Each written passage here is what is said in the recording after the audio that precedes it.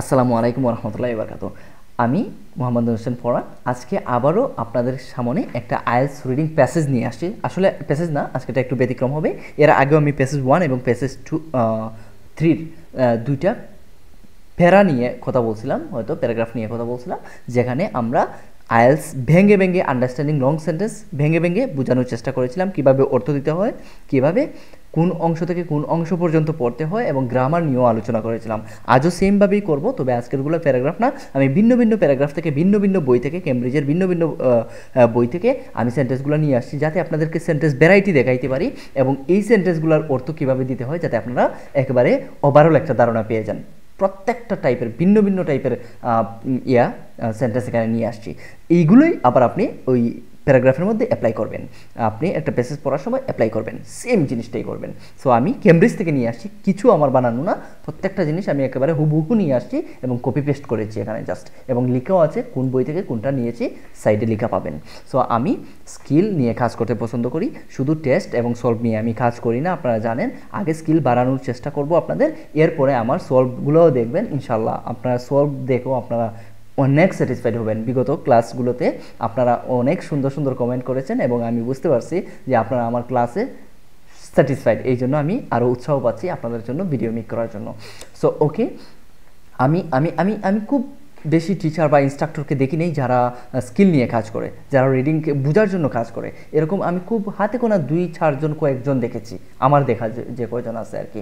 So তাদেরকে আমি অসংখ্য ধন্যবাদ জানাই এবং ওই সমস্ত মানুষের দলে আমি চেষ্টা করি যাতে মানুষ একজন স্কিল নিয়ে তারপর যায়, এরপরে যাতে রিডিং প্যাসেজ পড়লে বা আইএলস করে এলে যাতে তার কাছে জিনিসটা সহজ হয়। যদি আপনি প্রথমেই টিপস ট্রিক্সের পিছনে দৌড়ান তাহলে আপনি কিন্তু কখনোই উন্নতি করতে পারবেন না। আর যদি আপনি আগে স্কিলটা বাড়ান তারপর টিপস ট্রিক্সগুলো অ্যাপ্লাই করেন, তখন দেখবেন কাজে আসতেছে। এবং আপনি যদি পরে একটা সেন্টেন্স বোঝেন, আপনি পৃথিবীর সব সেন্টেন্সের আনসার বা সব প্রশ্নেরই সব কোয়েশ্চেনেরই সলভ করতে পারবেন, সব কোয়েশন সলভ করতে পারবেন।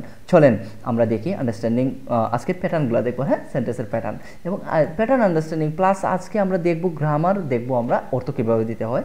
আগেও দেখিয়েছিলাম, আজকে আর একটু ব্যাখ্যা করবো। Okay fine. সো আমরা আগে প্রথম সেন্টেন্সটা দেখে নিই। এই হচ্ছে আমাদের প্রথম সেন্টেন্স, যেখানে আমরা একটা অর্থ দিতে গেলে প্রথমে খুঁজে নিতে হয় বার কোথায় আছে। এই যে is, am is are, was were, have has had, shall, should, will, would, can, could, may, might, must, need, ought, dare, এই সমস্ত ওয়ার্ডগুলো আমার মেমোরাইজ থাকতে হবে। এগুলো হচ্ছে অক্সিলিয়ারি ভার্ব। হ্যাঁ, অক্সিলিয়ারি ভার্ব সার্চ করে জেনে নেবেন অক্সিলিয়ারি ভার্ব কোনগুলো, দেখে নেবেন। সো যারা জানেন না, জানলে আলহামদুলিল্লাহ। সো অক্সিলিয়ারি ভার্বগুলো চিনে নেবেন। তারপর অক্সিলিয়ারি ভার্বগুলো চিনলে কী হবে, আপনি মোটামুটি বুঝতে পারবেন কোথায় ভার্বটা আছে, যখন অক্সিলিয়ারি ভার্ব দিয়ে সেন্টেন্সটা মেক হবে, তাই তো। সো আদারওয়াইজ অন্য কোনো যদি মূল ভার্ব দিয়ে সরাসরি স্টার্ট হয় তাহলে তো আর আপনাকে চিনতেই হবে। ভার্বের লিস্ট অবশ্যই মেমোরাইজ থাকতে হবে। ভার্বের লিস্ট পরে ভার্ব সম্পর্কে আইডিয়া কিন্তু নিতেই হবে। তারপরও ভার্ব চিনার একটা উপায় আমি দেবো একদিন। সো এটা সব জায়গায় অ্যাপ্লাই করতে পারবেন না, কিছু কিছু জায়গায় আপনারা অ্যাপ্লাই করতে পারবেন যে ভার্বটা কীভাবে চিনবেন। সো ওকে, আমি প্রথমেই বি ভার্ব, যেহেতু এগুলো আমার মুখস্থ আছে, auxiliary verb. So be verb হচ্ছে am is are, was were. So be verb দেখেই বুঝে ফেলছি এখানে এটা বি ভার্ব, তারপরে একটা ভার্বের পাস্ট পার্টিসিপল আছে, তার মানে এটা পুরোটাই হচ্ছে ভার্ব। ওকে, ইজ বেসড হচ্ছে এখানে ভার্ব, আর এই একই সেন্টেন্সের দুইটা ভার্ব, দেখেন আরেকটা ভার্ব আছে। তো একটা সেন্টেন্সের অর্থ দিতে গেলে সাবজেক্ট এবং ভার্ব খুঁজে বের করতে হয়। যেহেতু আমি এখানে ভার্ব পেয়ে গেছি, তাইলে এটার সাবজেক্ট হচ্ছে এই যে সামনের অংশ, টুডে চারা বাকিটা, শিপ বিল্ডিংটা হচ্ছে এখানে সাবজেক্ট, আর এই লালটা হচ্ছে এখানে আবার আমি দিচ্ছি শিপসটা হচ্ছে এখানে সাবজেক্ট।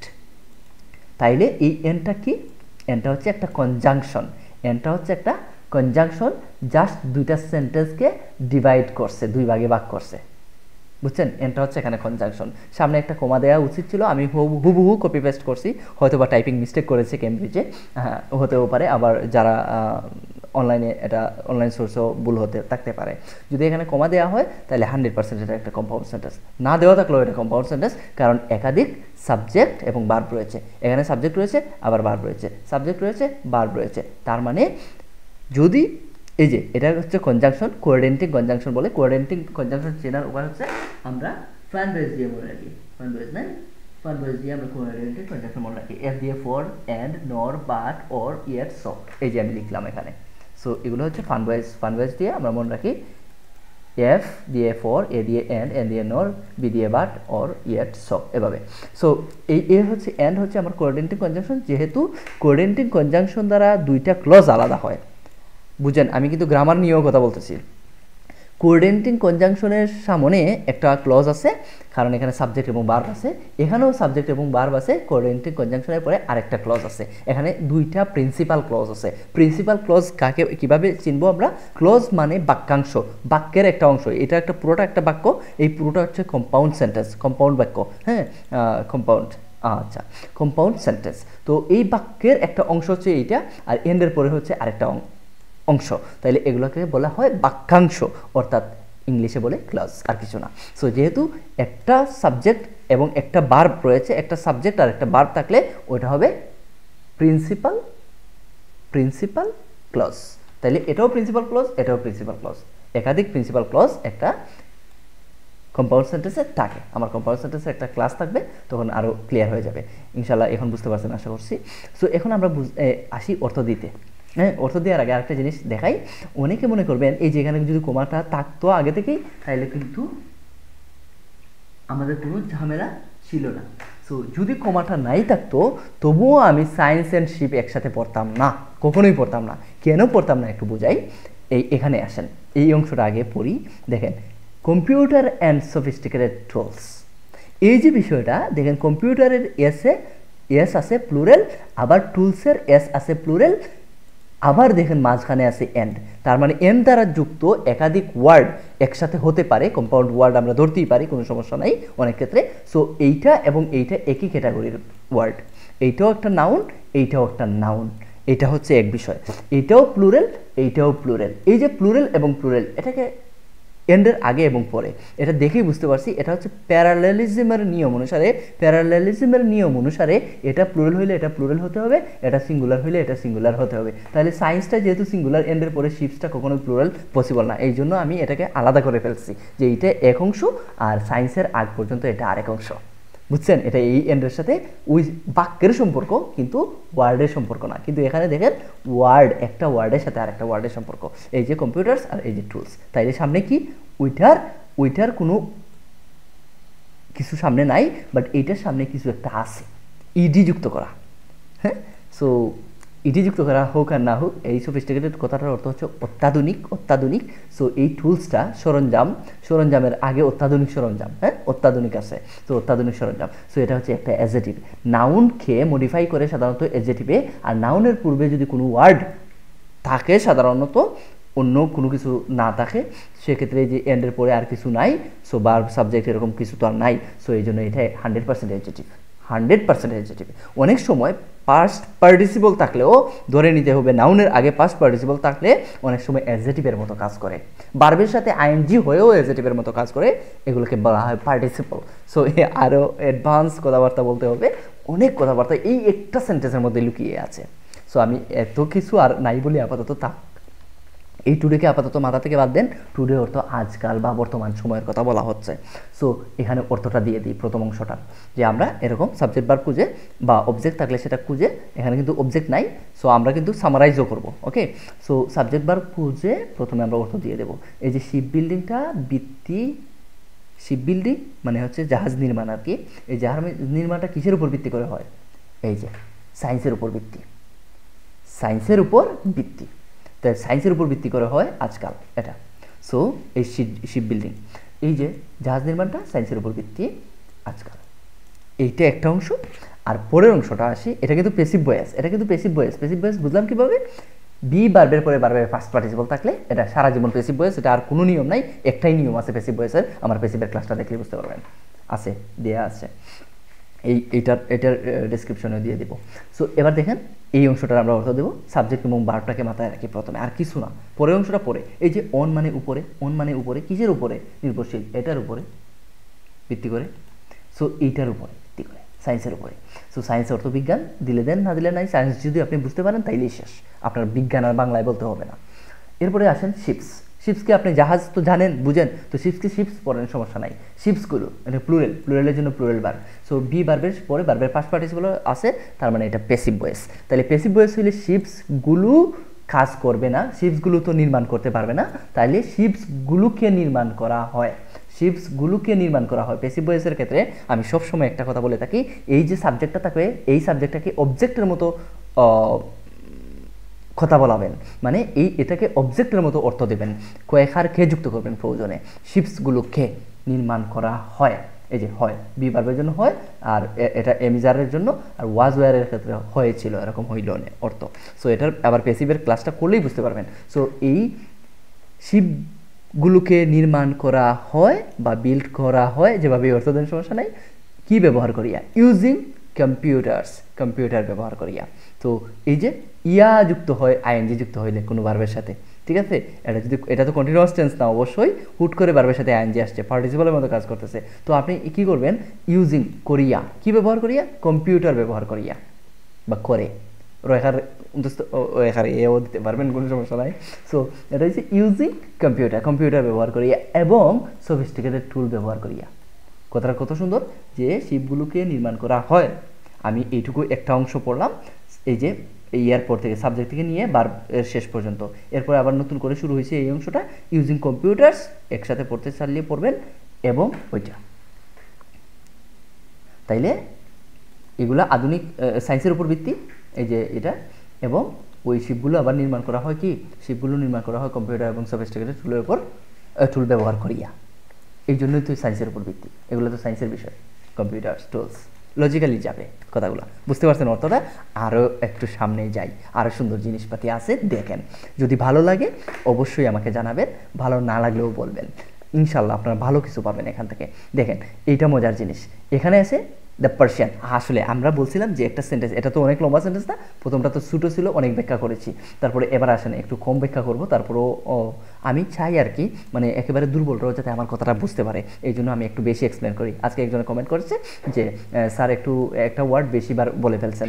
আমি বলছি আরও বেশিবার বলা উচিত ছিল, কারণ যাতে করে আমার দুর্বল স্টুডেন্ট যারা আছে, দুর্বল ভাই বোন যারা আছে, তারা যাতে কথাটা বুঝতে পারে। আমার এত মহা যারা বেশি বুঝেন তাদের জন্য, বা অ্যাডভান্স যারা আছেন বিশেষ করে, তাদের জন্য আমার ক্লাসটি নাও হতে পারে। আবার আমি জানি অনেকেই আমার ক্লাসটা দেখেন, সো উনিও টিচার ছিলেন আর কি, তারপর কমেন্ট করছেন, আমি বুঝতে পারছি যে আসলে সমানে সমানে হইলে পরে একটু হিংসা টিংসা হয় আর কি। যাই, আমার কোনো ইয়ে নাই, আমি সবাইকে স্বাগত জানাই।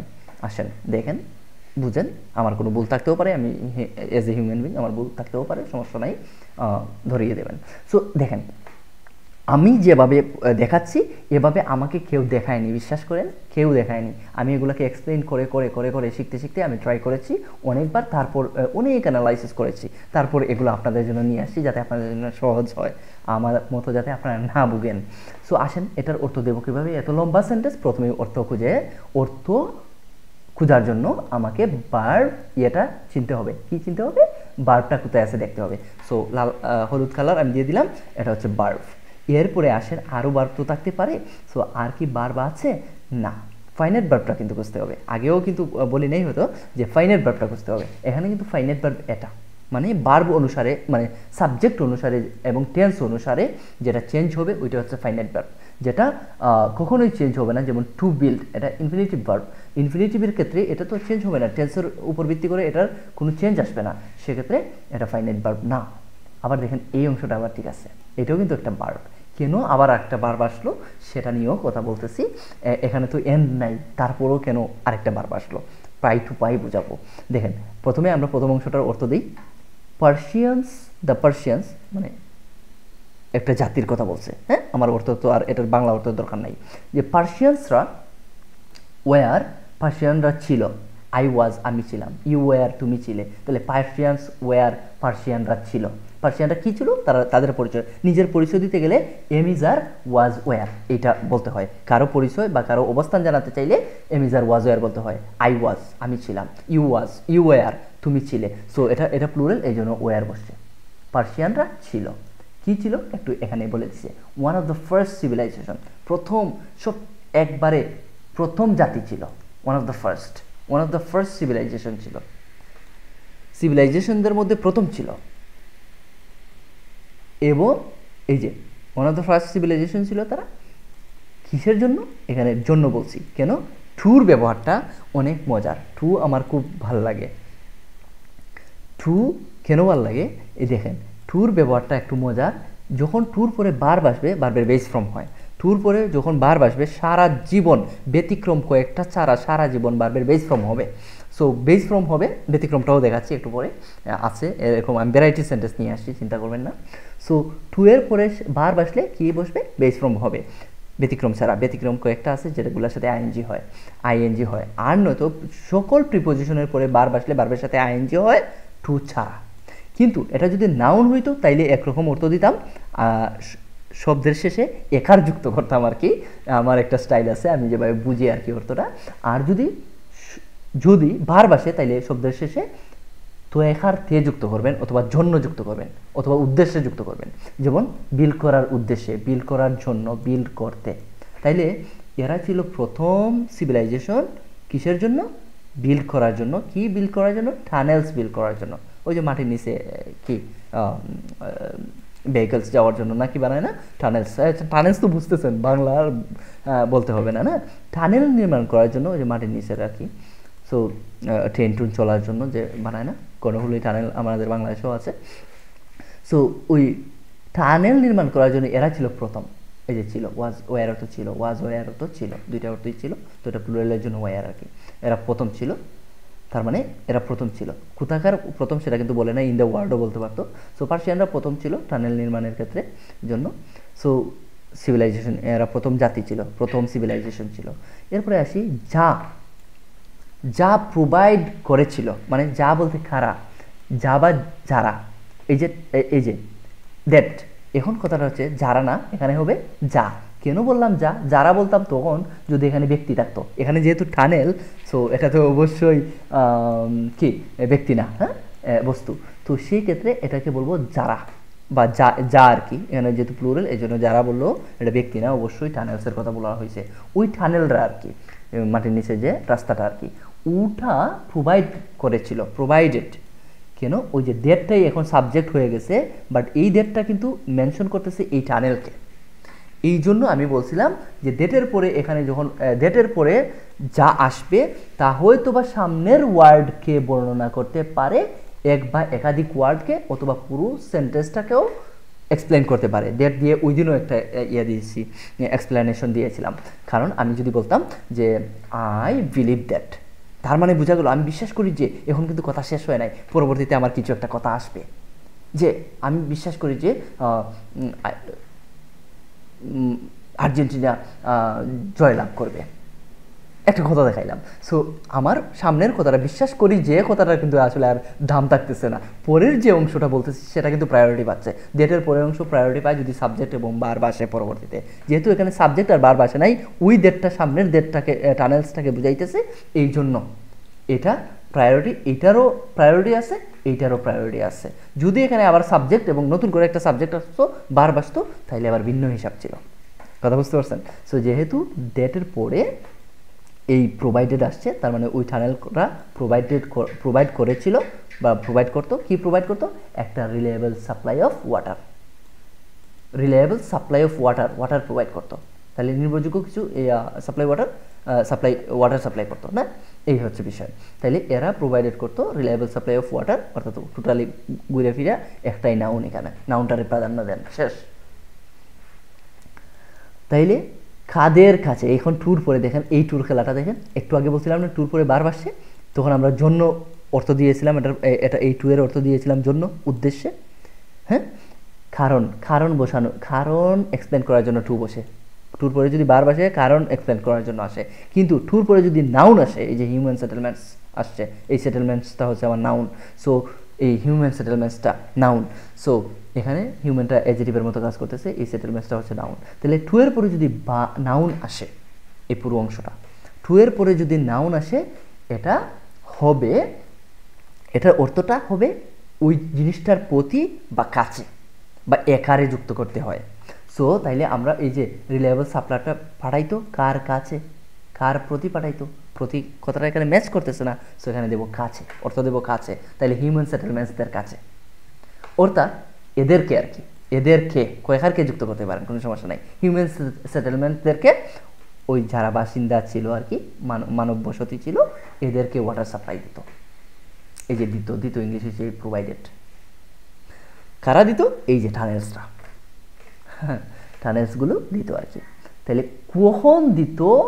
আমরা আবারও ওই যে মজার কথাটা বলছিলাম, মনে আছে? ইনের পরে কি আসে?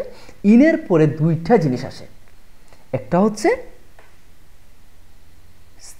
টাইম, আরেকটা হচ্ছে প্লেস। টাইম আর প্লেস। তাইলে কি ড্রাই এরিয়াস কি টাইম?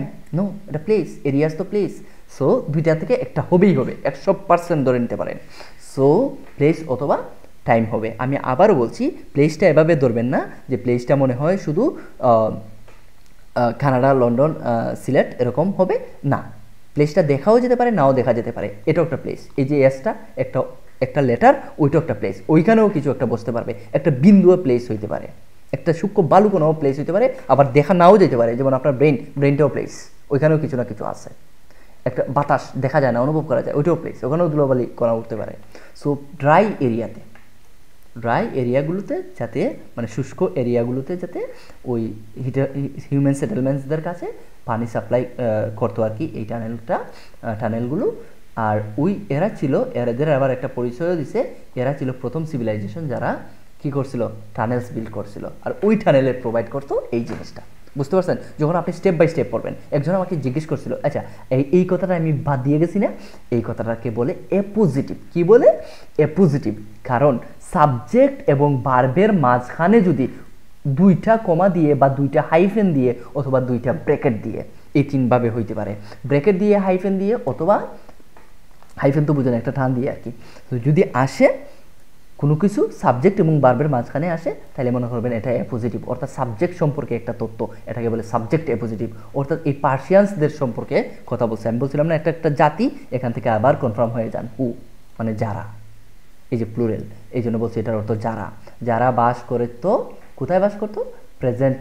যারা বাস করতো কোথায়? ওই যে ইন আছে, প্লেসের কথা বলবে, অথবা টাইমের কথা বলবে। যেহেতু প্রেজেন্ট ডে ইরান, বর্তমান দিনের ইরানে তারা, ওই যে বর্তমান সময়ের যে ইরান আছে না, এই ইরানে তারা বাস করতো। ওই পার্সিয়ানরা যারা ইরানে বাস করতো, তারা ছিল প্রথম সিভিলাইজেশন টানেল নির্মাণের ক্ষেত্রে বা টানেল নির্মাণের জন্য, যেগুলো প্রোভাইড করেছিল reliable water supply of water, মানে প্রয়োজনীয় পানি সরবরাহ করেছিল, রিলায়েবল ওয়াটার সরবরাহ করেছিল। সাপ্লাই মানে সরবরাহ করা নাইনি, সাপ্লাই করলেও তো আমাদের কোনো সমস্যা হচ্ছে না। কাদের কাছে? হিউম্যান সেটেলমেন্টসদের কাছে। এই যে দেখেন কয়েককে যুক্ত করছি, হিউম্যান সেটেলমেন্টসদের কাছেও আমি লাগাইলাম, কাছে। ওকে, ইন ড্রাই এরিয়াতে তো এখানে যুক্ত করবেন যদি ইনের পরে একটা জায়গার কথা আসে, তাহলে শেষ। কোথায়? তো একাতে বা একার যুক্ত করবেন। ইনের অর্থ দিবেন তো একাতে বা একার। দেখছেন কত মজা, কত সুন্দর করে স্পেস আলাদা আলাদা করে পড়া যায়। একজন আমাকে জিজ্ঞেস করেছিলেন, আমি ওই দিন বলছিলাম এক প্রিপোজিশন থেকে নিয়ে আরেক প্রিপোজিশন পর্যন্ত পড়বেন যদি এরকম সুযোগ থাকে যদি, সেক্ষেত্রে বলছি ধরেন এই টু থেকে নিয়ে এখান পর্যন্ত আমি পড়ে শেষ দিলাম, তারপরে ইন প্রিপোজিশন থেকে নিয়ে আর তো প্রিপোজিশনের সুযোগ নাই, সো সেক্ষেত্রে শেষ হয়ে গেছে, এই শেষ পর্যন্ত পড়লাম। তাইলে আমি কি এখানে যারা বাস করে কোথায় আলাদা করে পড়েন, তাইলে বুঝতে পারবেন। এই যে এরা সাবজেক্ট, এখানে তো আর প্রিপোজিশনের খাবার নাই, তাহলে ওয়ার এরা ছিল কি একসাথে পড়তে হবে, ওয়ান অফ থাকলে একসাথে পড়েন, আরেক প্রিপোজিশনে পর্যন্ত পড়লাম। সো আমাকে জিজ্ঞেস করছিলেন এটার নাম কি? না, এটা সবসময় যে প্রিপোজিশন আসবে এমনটা না। এই যে বার্বের আগে আমি থামছি, বার্বের পরে থামতেছি, আবার আর্টিকেলের আগ পর্যন্ত থামতে পারি, এই যে ডেটের আগ পর্যন্ত থামছি বা ডেট পর্যন্ত পড়ছি, তারপরে আবার শুরু করছি, এটা আমার ক্ষেত্র বিশেষ আসতে পারে। যদি দেখা যায় যে একাধিক প্রিপোজিশন আছে, তাহলে এক প্রিপোজিশন থেকে আরেক প্রিপোজিশন পর্যন্ত থামতে পারেন। আমি বলি কোন কোন বিষয়গুলোকে মাথায় রেখে আপনি স্টেপ বাই স্টেপ করবেন, অর্থাৎ সাবজেক্ট বার্ব এগুলোকে একটা স্টেপে পড়লেন, এবং বার্বের পর অবজেক্টটা থাকলে সেটাও একটা স্টেপে পড়লেন, এরপরে প্রিপোজিশনগুলোর সাথে কানেক্ট করে করে, বা কনজাংশন থাকলে, এই যে এটা কনজাংশন, এক্ষেত্রে আমার থামতে হবে, প্রিপোজিশনকে আর প্রায়োরিটি দেওয়া যাবে না, এখানে এসে থামলাম, তারপরে আবার শুরু করলাম, এরকম। কনজাংশন থাকলে সেটারও প্রায়োরিটি দিতে হবে। কি সাবজেক্ট, ভার্ব, কনজাংশন, প্রিপোজিশন, এগুলোকে আলাদা আলাদা করে পড়তে পারেন। সো এই যে প্রিপোজিশন থেকে নিয়ে এটা শেষ পর্যন্ত আছে, তাহলে এগুলো প্রিপোজিশন, এই যে ফ্রেজ, এগুলো ফ্রেজ। আমাকে জিজ্ঞেস করছিল যে এগুলো কি, এগুলো আসলে ফ্রেজ, আমি আগেও বলছি। সো যেমন এটা একটা প্রিপোজিশনাল ফ্রেজ, একেবারে ক্লিয়ার দেখা যাচ্ছে, এই যে বাই দ্বারা শুরু হয়েছে, আবার আর্টিকেল দ্বারা শুরু হয়েছে, এরপরে নাউন টাউন আসছে। সো এগুলো হচ্ছে প্রিপোজিশনাল ফ্রেজ। ওকে, তো প্রিপোজিশনাল ফ্রেজকে আলাদা পড়া যায়, ফ্রেজ কখনো সাবজেক্ট ওয়ার্ডের মধ্যে পড়ে না। যেমন এখানে একটা ইয়া আছে, কমা আছে, সো এর ভিতরে কখনো কোনো দিন সাবজেক্ট ওয়ার্ড থাকবে না। যদি আপনাদেরকে বলি যে আপনার সাবজেক্ট এবং ভার্ব খুঁজেন, আমরা এটার অর্থ দেব, তো এটার অর্থ দিতে গেলে আমাদের কোন জিনিসটা আগে খুঁজতে হবে? আমাদেরকে খুঁজতে হবে কোথায় ভার্ব আছে, এই যে ভার্ব আছে। আচ্ছা, এর আগেও তো অনেক কিছু আছে, আমরা কেন ওইটাকে প্রায়োরিটি দিচ্ছি না? এই যে এটা আছে, এই যে এটা আছে, এটাকে কেন প্রায়োরিটি দিচ্ছি না? অবশ্যই প্রায়োরিটি দিচ্ছি, এই জায়গাটাকে প্রায়োরিটি দিতেছি, বাট এটাকে না, এই কল্ডকে না, এটা আমি বলতেছি কেন না।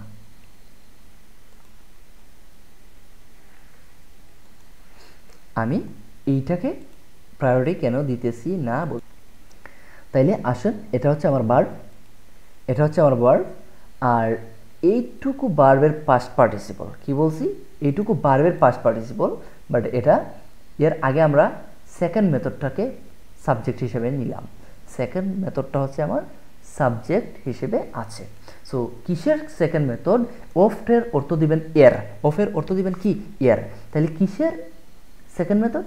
টানেল কনস্ট্রাকশনের সেকেন্ড মেথড, দ্বিতীয় পদ্ধতি আর কি। তাহলে দ্বিতীয় যে পদ্ধতি আছে, আর ওইটাকে আমরা আগে থেকেই আলাদা করে পড়ে ফেলবো। এখানে কোনোদিনও সাবজেক্ট থাকবে না, বুঝতে পারছেন? যদি প্রিপোজিশন দিয়ে কোনো সেন্টেন্স শুরু হয়, সরি সেন্টেন্স না, অবশ্যই এটা একটা ফ্রেজ হবে, কোনো ফ্রেজ শুরু হয় এবং শেষে কমা থাকে, সেক্ষেত্রে মনে করবেন এখানে কোনোদিনও সাবজেক্ট ওয়ার্ড নাই। আজকে থেকে এটা মাথায় রাখবেন।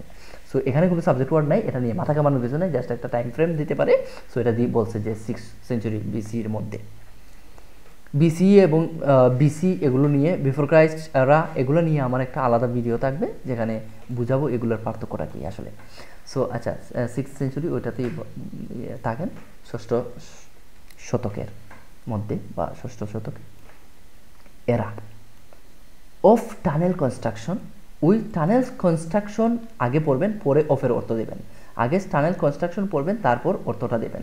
টানেল কনস্ট্রাকশন এর, অফ মানে এর, টানেল কনস্ট্রাকশন এর একটা দ্বিতীয় পদ্ধতি, যে দ্বিতীয় পদ্ধতি যেটা আছে এটা চালু হয়েছিল, চালু হয়, এই চালু হয়েছিল যেটা, ওইটাকে কি বলে ডাকা হয়? এখানে মনে মনে কিছু একটা আছে, কি আছে আমি একটু দেখাই। এখানে কিছু রাইটারে একটা জিনিস উজ্জ্ব করে রাখছে, হ্যাঁ, রাইটারে এটাকে উজ্জ্ব করে রাখছে, দ্যাট ওয়াজ। তাহলে আমি দ্যাট ওয়াজটা পাইলাম কই? আমি এখানে দ্যাট ওয়াজটা পাইলাম কই? এখানে একটা জিনিস বুঝাই, এটাকে প্যাসিভ সেন্টেন্সে লেখা উচিত ছিল, এটা প্যাসিভেরই হওয়ার কথা ছিল, বাট রাইটার কি করছেন, একটু অ্যাডভান্স লেখার জন্য এই দ্যাট ওয়াজটাকে হাইড করে রাখছেন।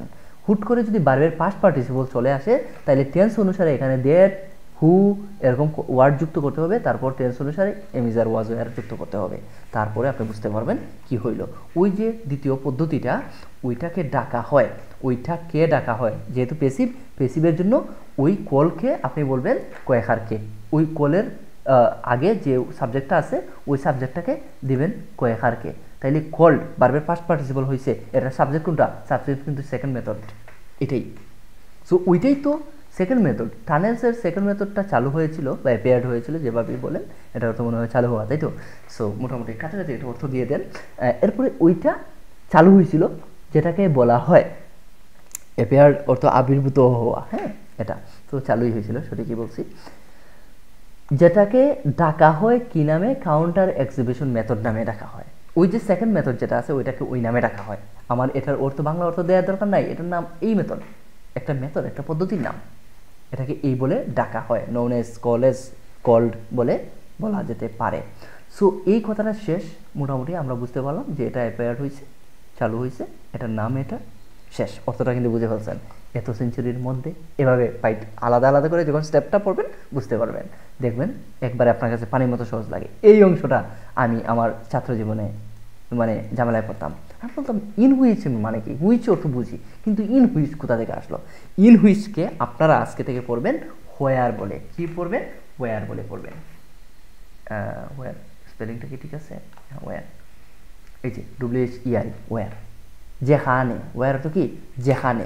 আপনারা মনে করবেন ওই ইন হুইচই হোয়ার, তাইলে আজকে থেকে এটার অর্থ হবে যেখানে, ইন হুইচ অর্থ যেখানে, যেখানে ওই যে এগুলোর কথা বলছে, যেখানে টানেলটি, এই যে দা আর টানেল মানে টানেলটি কে, কয়ারকে কেন বললাম, এটা ভার্বের সাবজেক্টের পরে এই যে এমিজার ওয়াজওয়ার বি বিন বিং, এগুলো হচ্ছে এই আটটা হচ্ছে be verb, এমিজার ওয়াজওয়ার B bin being, এগুলোর পরে যদি ভার্বের পাস্ট পার্টিসিপল থাকে তাহলে তো আমরা বলছি এটা passive.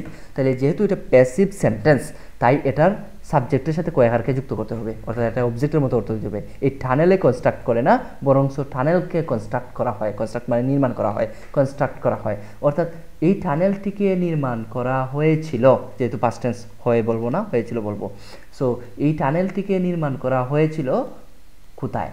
From both ends, both ends মানে উভয় প্রান্ত থেকে, ফ্রম বোথ ইন্ডস, এই যে ফ্রম অর্থ থেকে, তো প্রিপোজিশনের অর্থ দিতে হয় শেষের দিকে, তাহলে বোথ ইন্ডস মানে উভয় প্রান্ত থেকে। তাইলে বিষয়টা হচ্ছে, আবার বলছি একটু, এখন দেখবেন একেবারে আপনাদের কাছে পানির মতো সহজ মনে হবে। এত সেঞ্চুরির মধ্যে মানে 6th সেঞ্চুরির মধ্যে একটা মেথড, সেকেন্ড মেথড ওই টানেল কনস্ট্রাকশনের চালু হয়েছিল, ওইটাকে বলা হয়তো, এই নামে রাখা হয়তো, কাউন্টার এক্সিবিশন মেথড বলে রাখা হয়তো, মানে পরিচিত আর কি। সো যেটা পরিচিত বা এটাকে এই নামে ডাকা হয়, যাই বলো সেই মতোই হবে,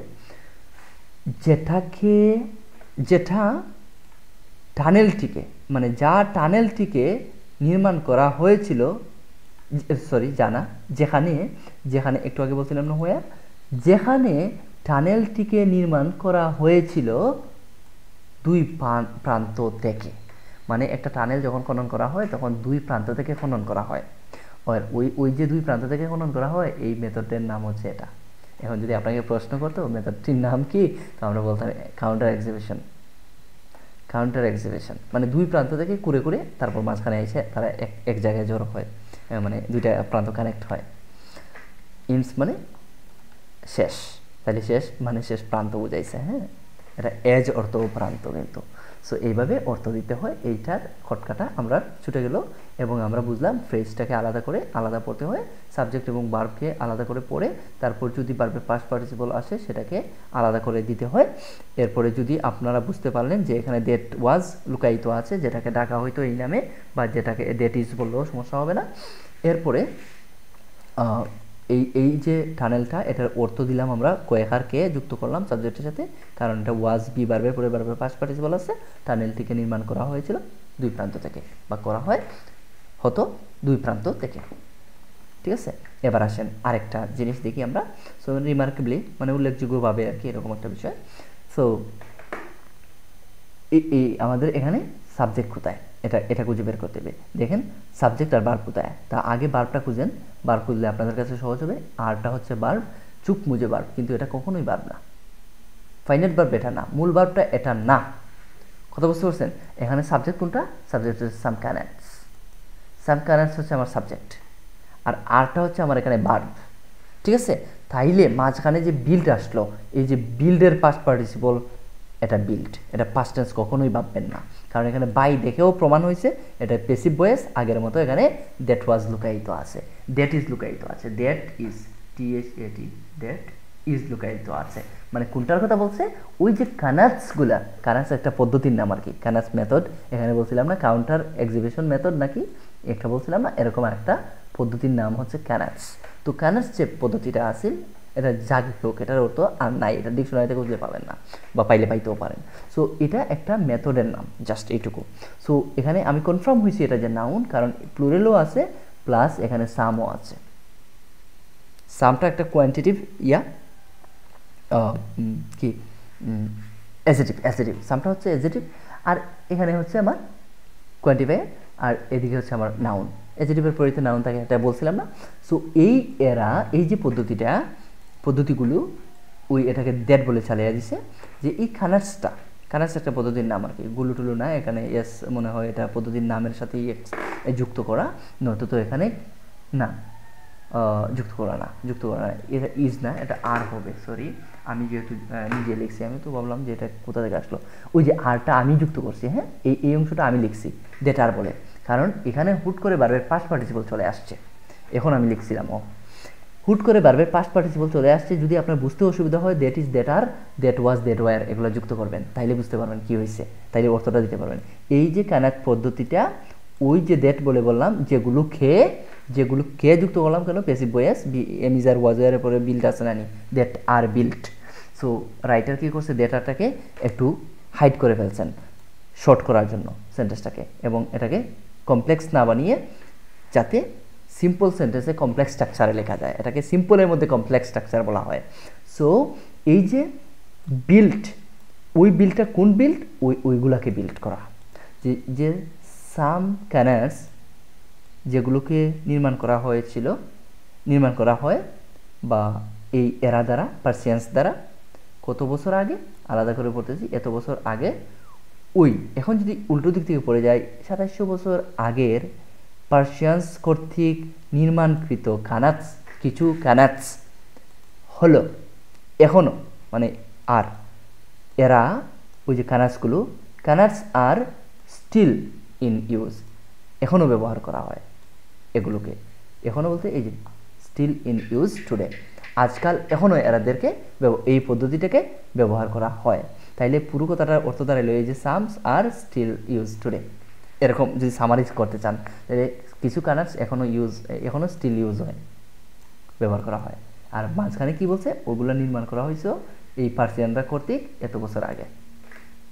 এরা ওই ক্যানার্সদের সম্পর্কে একটা তথ্য দিছে, এক্সট্রা ইনফরমেশন ভার্বের পাস্ট পার্টিসিপল যুক্ত করে, যেরকমটা কল্ড ভার্বের পাস্ট পার্টিসিপল যুক্ত করে এই মেথডটার নাম একটু এক্সট্রা ইনফরমেশন দিছিল। বুঝতে পারছেন কত সুন্দর করে এটাকে ভেঙে ভেঙে পড়া যায়। ধরেন আরেকটা সেন্টেন্স, আমরা এই সেন্টেন্সটা ছিল 16, এখন আমরা যে সেন্টেন্সটা পড়বো এটা 17 থেকে, কেমব্রিজ 17 থেকে নেয়া। সো এটা হচ্ছে আমরা যদি অর্থটা দিতে চাই ওয়াজ টু, এটা আমরা ভার্বটা খুঁজে বের করবো, তারপর আমরা সাবজেক্টটা হচ্ছে প্ল্যান, সাবজেক্ট ওয়ার্ডটা হচ্ছে প্ল্যান, যদি পুরোটা ধরি তাহলে এটা হচ্ছে সাবজেক্ট, দ্য কোম্পানিজ প্ল্যান। আর যদি আমরা আরও খুঁজি, আর কি পাবো, আর কোথাও ভার্ব নেই, এখানে হবে মজা, মানে অনেকটা মনে হইতে পারে যে এত লম্বা একটা সেন্টেন্স, তাইলে আমি কিভাবে কি করব। হ্যাঁ, কনস্ট্রাক্টর কিন্তু এখানে ভার্ব এর কাজ করতেছে, একই সাথে লেখা দাগ দেওয়া উচিত ছিল। ওকে, ওয়াজ টু কনস্ট্রাক্ট, তাইলে এই কোম্পানির যুক্ত করবেন, যেখানে এপোস্ট্রফি আছে, এটার নাম হচ্ছে এপোস্ট্রফি। এই যে এপোস্ট্রফি কমা দেখছি, ওই এপোস্ট্রফি দেখে বুঝতে পারছি কোম্পানি এর বা কোম্পানির প্ল্যান, কোম্পানির পরিকল্পনা ছিল নির্মাণ করার পরিকল্পনা ছিল। এই যে কোম্পানির ছিল নির্মাণ করার পরিকল্পনা, কোম্পানির পরিকল্পনা ছিল নির্মাণ করা একটি আন্ডারগ্রাউন্ড রেলওয়ে লাইন। এটা হচ্ছে আমার অবজেক্ট, সাবজেক্ট ভার্ব অবজেক্ট চিনতে হবে। এতক্ষণ আমরা যতগুলো পড়ছিলাম ওইখানে অবজেক্ট ছিল না, এখন অবজেক্ট আসছে। তাইলে কোম্পানির প্ল্যান ছিল নির্মাণ করা, এখানে করা অর্থ দিলাম কেন, কনস্ট্রাক্টর তো নির্মাণ করা, সো নির্মাণ করার প্ল্যান ছিল তাদের। এরকম যদি was to, is to, are to আসে, দুইভাবে এটার অর্থ দেওয়া যায়। সো আমি এইটুকুকে যদি আপনাদেরকে আলাদা করে বলি যে এটার অর্থ আমি করা দেবো কেন, তো এখানে তো এতক্ষণ যুক্ত করছিলাম, টু থাকলে বার আসলে, এটা তো বার আসলে তো এখানে যুক্ত করি না, তাইলে আমরা দুইটা অর্থ দিতে পারি। একটা কথা মাথায় রাখবেন, তো এখানেও যুক্ত করতে পারেন, রও শেষে যুক্ত করতে পারেন। যেমন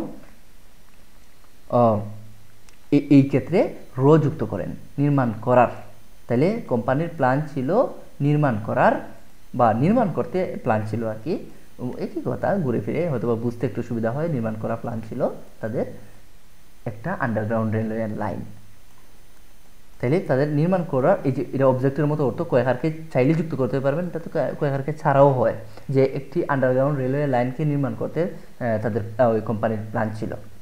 সো এই যে বিষয়টা, এটাকে আমরা আলাদা করে পড়লাম, অর্থাৎ এইটুকু সাবজেক্ট ধরে, এইটুকুকে বার ধরে, তারপর অবজেক্টগুলোকে আলাদা করে পড়লাম। এখন আমি দেখেন, এখন কিন্তু প্রিপোজিশন থেকে নিয়ে না, আর্টিকেল থেকে নিয়ে আমি প্রিপোজিশনে আগ পর্যন্ত পড়লাম, কারণ আমার এরপরে অংশটা অবজেক্ট ছিল। সো এরপরে আমরা প্রিপোজিশন থেকে পড়বো।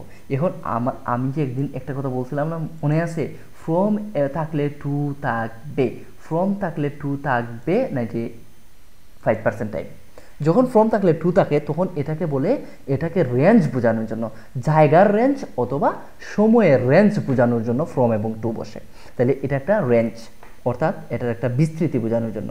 কোথায় এই যে তারা আন্ডারগ্রাউন্ড রেলওয়েটা নির্মাণ করতে চেয়েছিল, প্ল্যান ছিল তাদের। সো ওইটা কতটুকু, কোন জায়গা থেকে কোন জায়গা, ফ্রম সিলেট টু ঢাকা, মানে সিলেট থেকে ঢাকার ভিতরে বিস্তৃতি। তাইলে আমি যদি বলতাম ফ্রম সামার টু উইন্টার, তার মানে সামার থেকে একেবারে উইন্টার পর্যন্ত একটা সময়ের বিস্তৃতি। ফ্রম 1971 টু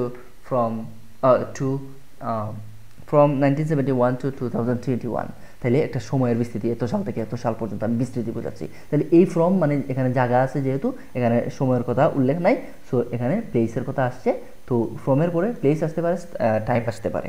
সো এই প্লেস থেকে নিয়ে এই প্লেস পর্যন্ত তারা চাইছিল, বুঝতে পারছেন? আর এত অর্থ দেওয়া লাগে না। এই প্লেস থেকে এই প্লেস পর্যন্ত তারা কিন্তু একটা আন্ডারগ্রাউন্ড রেলওয়ে লাইন নির্মাণ করতে প্ল্যান ছিল, ঠিক আছে, বা নির্মাণ করতে চেয়েছিল, যাই বলেন। সো এই যে এখন এটাকে যদি আলাদা করে পড়েন, গ্রেট ওয়েস্টার্ন GWR সংক্ষেপে, GWR স্টেশন থেকে নিয়ে এই GWR স্টেশনটা কোথায় পড়ছে, অর্থাৎ গ্রেট ওয়েস্টার্ন রেলওয়েজ, এটা স্টেশনটা কোথায় পড়ছে, এট প্যাডিংটনে পড়ছে। এটা ওই স্টেশনটা পড়ছে এই জায়গায়। এই জায়গা থেকে নিয়ে এই স্টেশনের এই স্টেশন থেকে নিয়ে এই জায়গা পর্যন্ত, দ্য এজ অফ সিটি, আমি দেখেন আরেকটা প্রিপারেশন আগ পর্যন্ত পড়লাম, কিন্তু অফটাকে মাঝখানে একেবারে মানে রেখে দিলাম।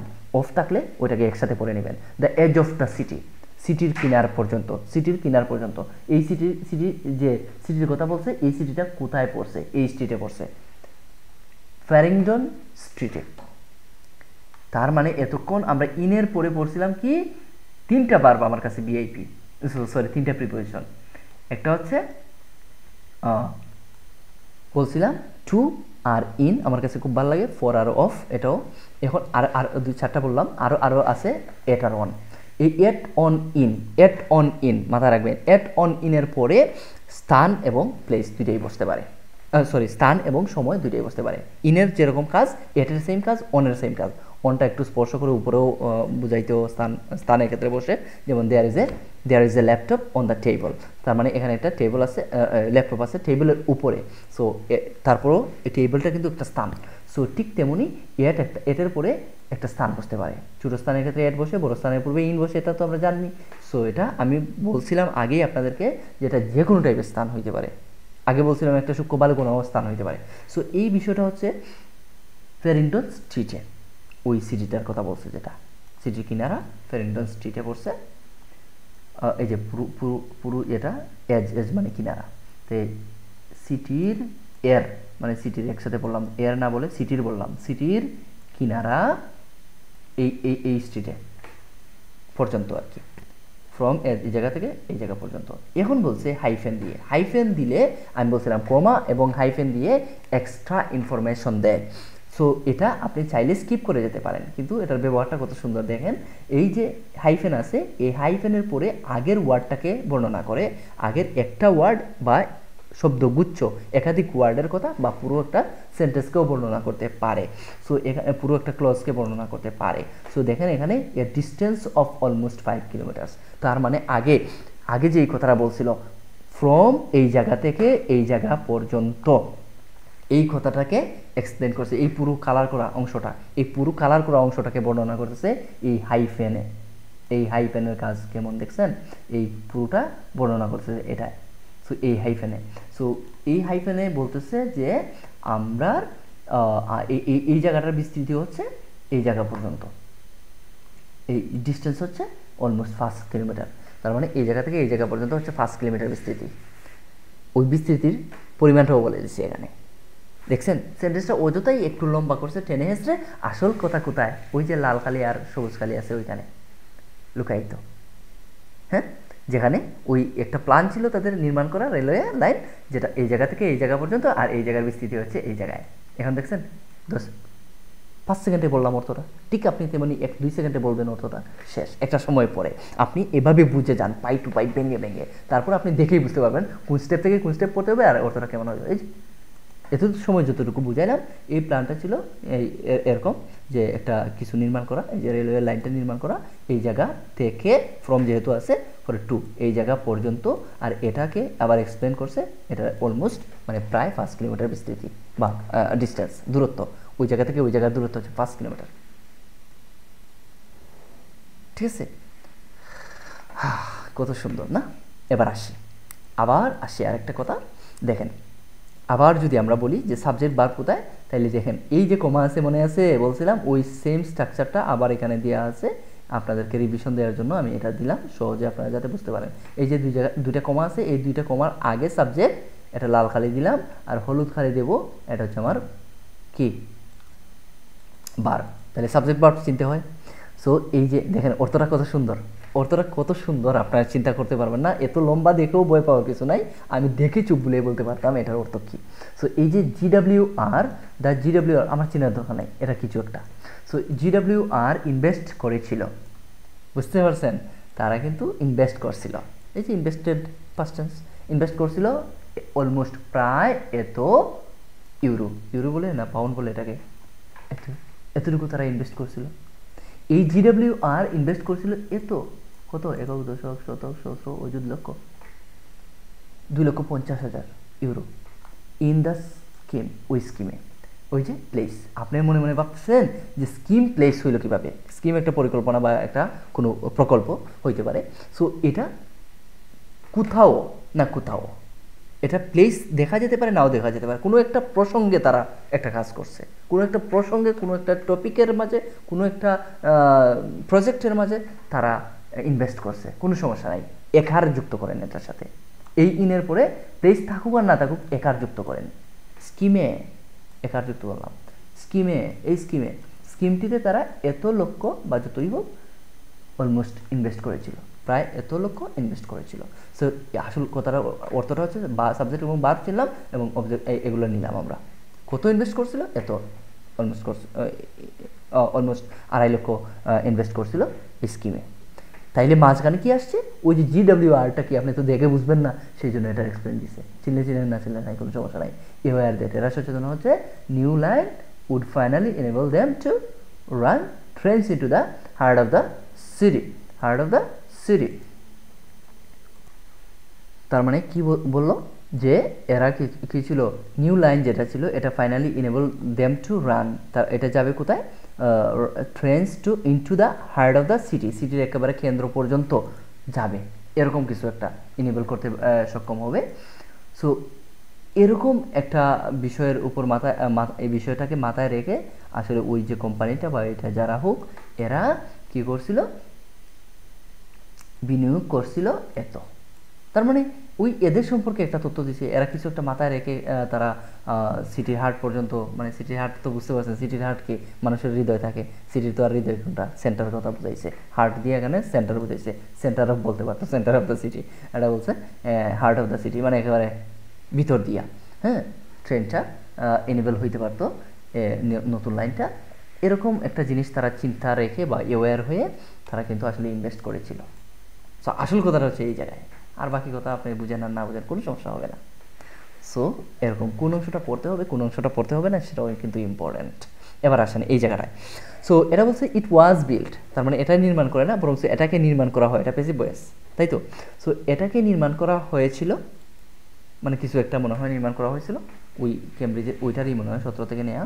সো আমি ভুলে গেছি, ইট হয়তো বা উপরে, ইট তো একটা প্রোনাউন, সো উপরে একটা টপিক আছে, ওইটাকে রেফার করতেছে আর কি এটাই।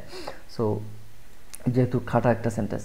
So it was built just below street level, এটা নির্মাণ করা হয়েছিল এই জাহাজ থেকে নিয়ে আমরা এইটুকু পর্যন্ত জিরান্ডের আগ পর্যন্ত পড়লাম, বুঝতে পারছেন কোন জায়গা থেকে কোন জায়গা পর্যন্ত পড়তে হবে, এইটুকুকে পড়লাম, জাস্ট বিলো স্ট্রিট লেভেলের ঠিক নিচে এটাকে নির্মাণ করা হয়েছিল, রাস্তা থেকে একটু নিচে আর কি, রাস্তার লেভেল যেটা আছে ওইটা থেকে নিচে। ইউজিং অর্থ ব্যবহার করিয়া, এরকম দেবেন, ইয়া যুক্ত করবেন বা ব্যবহার করে যুক্ত করবেন, একার যুক্ত করবেন, তাহলে ব্যবহার করিয়া, কি ব্যবহার করিয়া, একটি টেকনিক ব্যবহার করিয়া, স্ট্রিট লেভেলের নিচে এটা ওই নির্মাণ করা হয়েছিল, এটাকে টানেলই হইতে পারে বা রাস্তাঘাট হইতে পারে, কিছু একটা নির্মাণ করেছিল। সো এই একটা টেকনিক ব্যবহার করি, আর এই টেকনিকটাকে চিনা হয় কল্ডের জায়গায় নোন এজ বসানো যায়। সো নোন এজ বলছে, এটাকে বলা হয় কার্টেন কভার পদ্ধতি আর কি। এটা পরিচিত কোন নামে? কাট অ্যান্ড কভার নামে।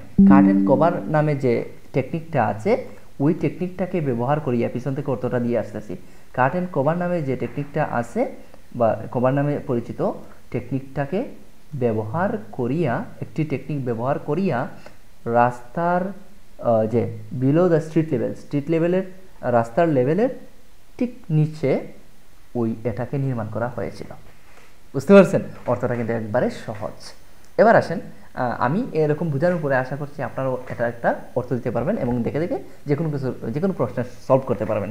সো যদি এই যে এই ক্ষেত্রে দেখছেন তো, এই ক্ষেত্রেও দেখছেন তো, যদি আমার এটা হয়তো ম্যাচিং টাইপ ইনফরমেশন, সেক্ষেত্রে আমি এটুকু পড়তাম না, এটুকু আমার দরকার নেই কমা দিয়ে অযথা। এবার আসেন এই জায়গায় আসি, দ্য এক্সটিংক্ট থাইলাসিন, মানে বিলুপ্ত প্রায় থাইলাসিন যেগুলো আছে, যেগুলো বিলুপ্ত হয়ে গেছে, নিষ্প্রাণ থাইলাসিন যাই বলেন। সো এই থাইলাসিন এই যে আবারও কমা দিয়ে এইটুকু এক্সট্রা দিয়ে দিছে, কমা থেকে কমা পর্যন্ত এইটুকু আপনি না পড়লেও পারেন। সো আমরা এই এক্সটিংক্ট থাইলাসিন ওয়াজ একটা ভার্ব, তাই আমি অর্থ পেয়ে যাচ্ছি যে the extinct thylacine subject, extinct thylacine was A marsupial, এটা ছিল একটা marsupial. He was a student, সে ছিল একজন ছাত্র। তাহলে থাইলাসিন ছিল একটা মার্সুপিয়াল। কি একটা মার্সুপিয়াল? এই থাইলাসিন একটা মার্সুপিয়াল ছিল। মার্সুপিয়াল মানে হচ্ছে যাদের পেটের মধ্যে একটা পোষ থাকে, পোষ মানে থলের মতো থাকে এবং স্তন্যপায়ী প্রাণী হয় এরা, যেমন ক্যাঙ্গারু আর কি, দেখছেন না, ওখানে বাচ্চা রাখতে পারে পেটের মধ্যে, থলির মধ্যে। সো এদেরকে বলা হয় মার্সুপিয়াল। সো মার্সুপিয়াল হোক আর যাই হোক, এদেরকে চিনতে পারেন আর না পারেন, এখানে স্টার দেওয়া আছে। কারণ মার্সুপিয়াল কথাটা একেবারে খুবই এক্সট্রিম একটা ওয়ার্ড, এটা সবাই চিনবে না, এটাই স্বাভাবিক। আমিও চিনবো না, আপনিও চিনবেন না, হয়তো বা প্রথমবার দেখে নাও চিনতে পারেন যে কেউ। সো এই জন্য তারা একটা স্টার দিয়ে রাখছে, যাতে এই স্টার দেওয়া থাকলে কোনো একটা সেন্টেন্সের মধ্যে তো বা কোনো একটা ওয়ার্ডের মধ্যে, সেক্ষেত্রে এটা নিচের দিকে একেবারে স্টার দিয়ে একেবারে নিচে আর কি, প্যাসেজের শেষের দিকে ওইটার এক্সপ্লেনেশন দিয়ে দেয় মার্সুপিয়াল জিনিসটা কি। মার্সুপিয়াল জিনিসটা হচ্ছে এরকম। সো এটা একটা স্তন্যপায়ী প্রাণী, এরকম লেখা আছে প্যাসেজের শেষেও। সো এই জন্য আমি বুঝতে পারছি আর কি যে মার্সুপিয়াল জিনিসটা কি। সো দ্য এক্সটিংক্ট থাইলাসিন, যে বিলুপ্ত প্রায় যে থাইলাসিন আছে, এটা ছিল একটা মার্সুপিয়াল। হ্যাঁ, থাইলাসিন ছিল একটা মার্সুপিয়াল, যা ওইটা আর কি bore a superficial resemblance to a dog, bore a superficial resemblance to a, তাইলে এটা ছিল কি একটা সুপারফিশিয়াল রিসেম্বলস, মানে একেবারে টু আ ডগ, একটা ডগের মতো দেখতে। তাইলে এক্সটিংক্ট থাইলাসিন যেটা ছিল ওটা হচ্ছে মার্সুপিয়াল। এরপরে ওটা সম্পর্কে একটা তথ্য দিচ্ছে, এটা দেখতে কাইসের মতো, রিসেম্বলস মানে হচ্ছে অনুরূপ হওয়া আর কি, সিমিলার টু আর কি, সিমিলার টু বদলে বলছে রিসেম্বলেন্স টু আর ডগের মতো আর কি। হ্যাঁ, হতে পারে এরকম একটা কিছু। সো এই ছিল কথাবার্তা। তাইলে পাইলাম যা দেখতে কুকুরের মতো মনে হতো কুকুরের মতো।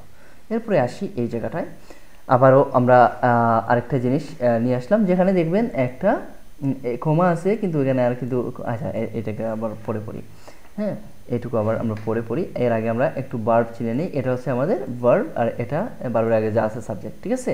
তাহলে আমরা যদি প্রথমেই একটা সামারাইজ করে নিই, এই যে নিউজিল্যান্ড হলো একটি স্মল কান্ট্রি, হলো বাদ দেন, নিউজিল্যান্ড একটি ছোট দেশ। কিসের? কান্ট্রি অফ 4 মিলিয়ন হ্যাবিটেন্টস, মানে কান্ট্রি অফ 4 মিলিয়ন হ্যাবিটেন্টস। এভাবে অফ থাকলে আমি বলছিলাম একসাথে পড়তে যাতে ম্যাচ করে। তাহলে 4 মিলিয়নের একটি ছোট দেশ। নিউজিল্যান্ড হলো 4 মিলিয়নের একটি, 4 মিলিয়ন আদিবাসীর আর কি, হ্যাবিটেন্টস মানে ইনহ্যাবিটেন্টস মানে হচ্ছে আদিবাসী, 4 মিলিয়ন আদিবাসীর একটি ছোট দেশ। এরপরে বলছে যে আচ্ছা, তাইলে আমরা এই পরের অংশটা কি বলতেছে, যে একটা লং হল ফ্লাইট, এই যে এরা আর কি ফ্রম কিছু একটা থেকে all the major tourist generating markets যেগুলো আছে, সবচেয়ে বড় বড় যে ট্যুরিস্ট জেনারেটিং, যেখানে মানে ট্যুরিস্টরা আসে আর কি, যেখান থেকে ওই সমস্ত মার্কেট থেকে আর কি, মানে বিভিন্ন দেশের কথা বলছে। এটা কিন্তু ওই ধরনের মার্কেট না যেখান থেকে আমরা শার্ট পাঞ্জাবি কিনি। সো ওই ট্যুরিস্ট জেনারেটিং মার্কেট যেগুলো আছে, যে দেশগুলো আছে, ওইগুলোর মানে ওয়ার্ল্ডের, অফ দ্য ওয়ার্ল্ড একসাথে যদি পড়ি, অফ দ্য ওয়ার্ল্ড, ওয়ার্ল্ডের ট্যুরিস্ট জেনারেটিং মার্কেটস প্রধান মেজর মার্কেটস যেগুলো আছে অল, হ্যাঁ, এগুলো থেকে একটু দূরে, এগুলো থেকে দূরে, এ লং হল ফ্লাইট। সো এই যে এটার প্রথম কথাটা হচ্ছে এরকম যে এটা একটা ছোটো দেশ, আদিবাসী হচ্ছে 4 লক্ষ, এটা ট্যুরিস্ট জেনারেটিং মার্কেটস থেকে একটু দূরে অবস্থিত, বিশ্বের ট্যুরিস্ট জেনারেটিং থেকে দূরে অবস্থিত। Okay fine. এরপরে আমরা যদি দেখি যে এরপরে রয়েছে, আমরা পরের সেন্টেন্সটা দেখার জন্য আমরা কি করব, একটা ভার্ব খুঁজে বের করব। প্রথমে আমার চোখে পড়ছে, আমি বলছিলাম আগেই বি ভার্ব, এমিজার, ওয়াজার এগুলো থাকলে বা অক্সিলারি ভার্ব যেটাই থাকুক, ক্যান, কুড, শ্যাল, শুড এগুলো থাকলে আগে মাথায় রাখতে হবে। সো এখানে সাবজেক্ট পাইলাম, ভার্ব পাইলাম, এখানে ভার্ব পাইলাম। এটার মধ্যে একটা মজা আছে, হ্যাঁ দেখেন, এটার মধ্যে একটা মজা আছে। এখানে ভার্ব পাইছি, সাবজেক্ট পাইছি, সবটা ঠিকঠাক আছে। সরি, সাবজেক্ট পাইছি, এটা সাবজেক্ট হলো এটা, ভার্ব হলো হলুদটা। তাইলে এখানেও ভার্ব পাইছি কিন্তু এখানে সাবজেক্ট নাই, মজার বিষয় এটা। সো এটা দেখেন কীভাবে কি, আগে অর্থ দিয়ে দিই। ট্যুরিজম কারেন্টলি মানে বর্তমানের কথা বলছে, তো টাইমের কথা বাদ দেন, টাইম আমরা মনে মনে পড়ে নিলাম। ট্যুরিজমটা মেকআপ করে, মানে কাভার করে আর কি, কতটুকু, 9% of countries gross domestic product, জিডিপির আর কি, জিডিপির দেশের জিডিপির 9% কাভার করে, মেকআপ করে আর কি, হ্যাঁ ভর্তুকি দেয় বা কাভার করে। সো মেকআপ করে কত পার্সেন্ট, মেকআপকে মেকআপই পড়েন, সমস্যা নাই, কাভার তো বুঝতে পারছেন। তো কতটুকু কাভার করতে পারে, 9% কাভার করে জিডিপির, গ্রোস ডোমেস্টিক প্রোডাক্ট, দেশ মোট দেশজ উৎপাদন না বলে এটাকে পড়ছিলাম, জানি কোন বইয়ে, কোন সিভিক্সের নাকি পড়ছিলাম। আচ্ছা যাক, তো এই যে বিষয়টা, ট্যুরিজমটায় মেকআপ করে 9% জিডিপি, হ্যাঁ একটা দেশের, সো ওই কান্ট্রিজের। এখন কথাটা হচ্ছে, আমরা এখানে সাবজেক্ট পাইলাম, ওইটা কাভার করে কোন জিনিসটা সেটাও পাইলাম, কিন্তু এটার সাবজেক্ট পাইলাম, ভার্ব পাইলাম, কিন্তু এখানে দেখেন ভার্ব পাইছি কিন্তু সাবজেক্ট পাইছি না। যদি এরকম হয়, সাবজেক্ট পাইছি বাট একটা সেন্টেন্সের পরের সেন্টেন্সে আইসা ভার্ব পাইছি শুধু, কিন্তু সাবজেক্ট পাই নাই, তাহলে ধরে নিতে হবে এন্ড, এক্ষেত্রে এন্ড থাকবে, তাহলে ধরে নিতে হবে এন্ডের আগের সেন্টেন্সের যে সাবজেক্ট সম্পর্কে আমরা পড়েছিলাম, ওই সাবজেক্টটাই হচ্ছে ওই ভার্বের সাবজেক্ট। তার মানে এই ট্যুরিজমটা এই ভার্বটাকেও কভার করতেছে, এই ভার্বটাকেও কভার করতেছে। তাহলে ট্যুরিজম মেকআপ করে 9% অফ জিডিপি, আর এখানে আবার ট্যুরিজমটাই হলো একটা কান্ট্রিজের লার্জেস্ট সেক্টর। ট্যুরিজম হলো দেশের সবচাইতে বড় এক্সপোর্ট সেক্টর, মানে বাহির থেকে টাকা পয়সা আনে এরকম একটা সেক্টর, ঠিক আছে। তাইলে ট্যুরিজম মেকআপ করে এতটুকু, ট্যুরিজম সবচাইতে বড় সেক্টর, এক্সপোর্ট সেক্টর। এটা হচ্ছে পরিচয় একটা সেন্টেন্সের। অর্থটা যখন দিতে চাইবেন তখন যদি একটা বার পুট করে আসে এন্ডের পরে, কমার পরে, যেভাবেই আসুক, তাহলে ধরে নিতে হবে সামনের যে সাবজেক্টটা ছিল, সামনের ক্লজের বা ক্লজের যে সাবজেক্টটা ছিল, ওই সাবজেক্টটা ওইটার জন্য কাজ করবে, একই কাজ, ঠিক আছে। সো একই সাবজেক্ট দুইবার রাইটাররা বসান না, ওই সেন্টেন্সকে দীর্ঘ করেন না এভাবে, ঠিক আছে। যদি একই সাবজেক্ট একই সাবজেক্টের একাধিক বার থাকে, সেক্ষেত্রে একটা এক্সট্রা সাবজেক্ট দিয়েই কাজ চালিয়ে দেন। যদি অন্য কোনো সাবজেক্ট আসতো তাহলে অবশ্যই মেনশন করতে হতো বা করতেন, ঠিক আছে। এবার আসি আমরা 11 নম্বরে। 10টা দেখলাম, 20টা আপনাদের কয়েক বছরের গ্যাপ আমি ফিল আপ করে দেবো এই ভিডিওটার মাধ্যমে ইনশাল্লাহ। সো এবার দেখেন, ওভারঅল ট্যুরিজম এক্সপেন্ডিচার যে ব্যয়টা আছে এটা পুরোটা সাবজেক্ট, আর ইনক্রিজটা হচ্ছে আমার ভার্ব, ঠিক আছে, ইনক্রিজটা হচ্ছে ভার্ব। সো এই যদি হয় ভার্ব, তাহলে আগে যা আছে সাবজেক্ট, ওভারঅল ট্যুরিজম এক্সপেন্ডিচার, মানে টোটাল সাবজেক্ট ওয়ার্ড হচ্ছে এক্সপেন্ডিচার আর কি। এক্সপেন্ডিচার মানে যেটা নাউন শেষে যেটা থাকবে ওইটাকে প্রায়োরিটি দিবেন, যদি প্রিপোজিশন না থাকে শেষে যেটা থাকবে ওইটাকে প্রায়োরিটি দিবেন। তাহলে এক্সপেন্ডিচার মানে খরচ পাবে, এইটা বৃদ্ধি পেয়েছিল বাই অ্যান এভারেজ অফ, গড়ে কতটুকু বৃদ্ধি পাইছিল, প্রতি বছরে পার ইয়ারে কত বৃদ্ধি পাইছিল, 6.9%। 6.9% মানে শতকরা 6.9% ভাগই বৃদ্ধি পাইছিল গড়ে, এই যে এভারেজ অফ এত পার্সেন্ট। তাইলে এই যে বাইয়ের যে বিষয়টা এটা কিন্তু আপনারা রাইটিংয়ে পাবেন।